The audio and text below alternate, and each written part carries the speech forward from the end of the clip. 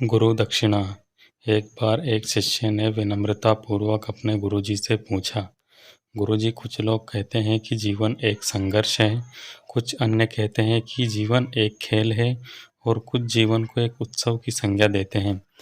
इनमें कौन सही है? गुरुजी ने तत्काल बड़े ही धैर्यपूर्वक उत्तर दिया, पुत्र, जिन्हें गुरु नहीं मिला उनके लिए जीवन एक संघर्ष है, जिन्हें गुरु मिल गया उनका जीवन एक खेल है, और जो लोग गुरु द्वारा बताए गए मार्ग पर चलने लगते हैं, मात्र वे ही जीवन को एक उत्सव का नाम देने का साहस जुटा पाते हैं। यह उत्तर सुनने के बाद भी शिष्य पूरी तरह से संतुष्ट न था। गुरुजी का इसका आभास हो गया। वे कहने लगे, लो, तुम्हें इसी संदर्भ में एक कहानी सुनाता हूँ।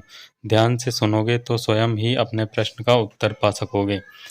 उन्होंने जो कहानी सुनाई वह इस प्रकार थी।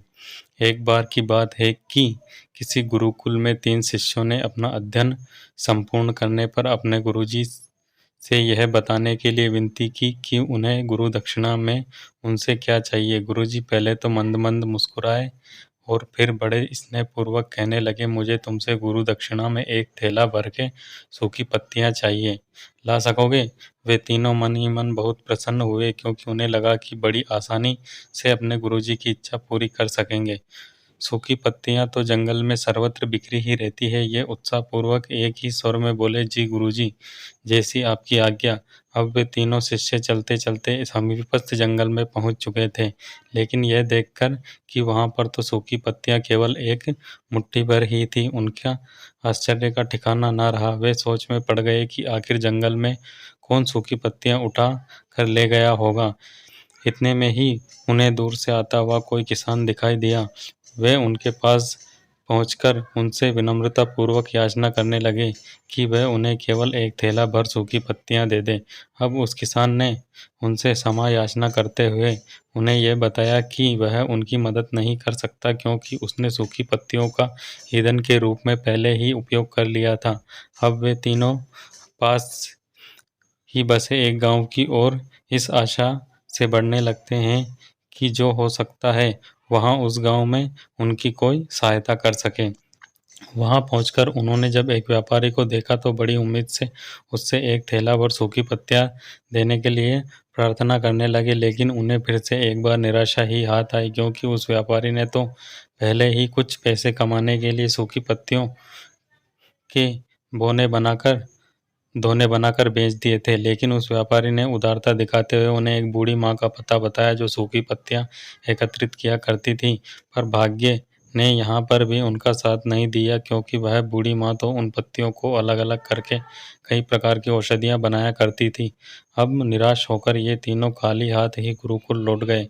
गुरुजी ने उन्हें देखते ही स्नेहपूर्वक पूछा, पुत्रों, ले आए दो गुरु दक्षिणा? तीनों ने सर झुका लिया। गुरुजी द्वारा दोबारा पूछे जाने पर उनमें से एक शिष्य कहने लगा, गुरुदेव, हम आपकी इच्छा पूरी नहीं कर पाए। हमने सोचा था कि सूखी पत्तियां तो जंगल में सर्वत्र बिखरी ही रहती होंगी, लेकिन बड़े ही आश्चर्य की बात है कि लोग उनका भी कितनी तरह से उपयोग करते हैं। गुरुजी फिर पहले ही की तरह मुस्कुराते हुए प्रेम पूर्वक बोले, निराश क्यों होते हो? प्रसन्न हो जाओ, और यही ज्ञान की सूखी पत्तियां भी व्यर्थ नहीं हुआ करती, बल्कि उनके भी अनेक उपयोग हुआ करते हैं। मुझे गुरु दक्षिणा के रूप में दे दो। तीनों शिष्य गुरुजी को प्रणाम करके खुशी खुशी अपने घर की ओर चले गए। वह शिष्य जो गुरु जी की कहानी एकाग्रचित होकर सुन रहा था, अचानक बड़े उत्साह से बोला, गुरुजी, अब तुम्हें अच्छी तरह से ज्ञात हो गया कि आप क्या कहना चाहते हो।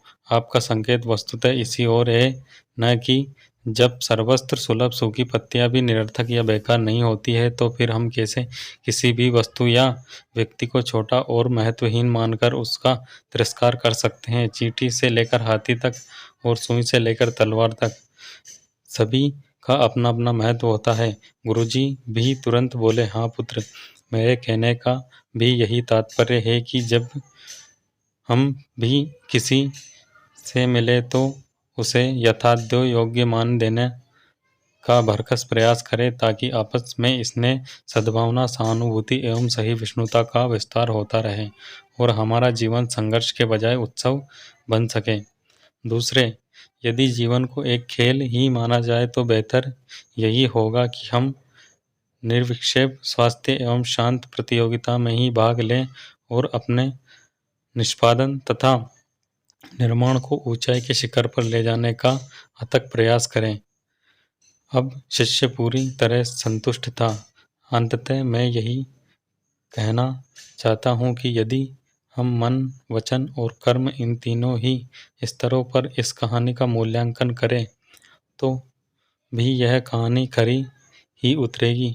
सबके प्रति पूर्वाग्रह से मुक्त मन वाला व्यक्ति अपने वचनों से कभी भी किसी को आहत करने का दुस्साहस नहीं करता और उसकी यही ऊर्जा उसके पुरुषार्थ के मार्ग की समस्त बाधाओं को हर लेती है। वस्तुतः हमारे जीवन का सबसे बड़ा उत्सव पुरुषार्थ ही होता है, ऐसा विद्वानों का मत है। कहानी कैसी लगी कमेंट करके ज़रूर बताएं। चैनल को सब्सक्राइब करना ना भूलें। अंत तक देखने के लिए धन्यवाद।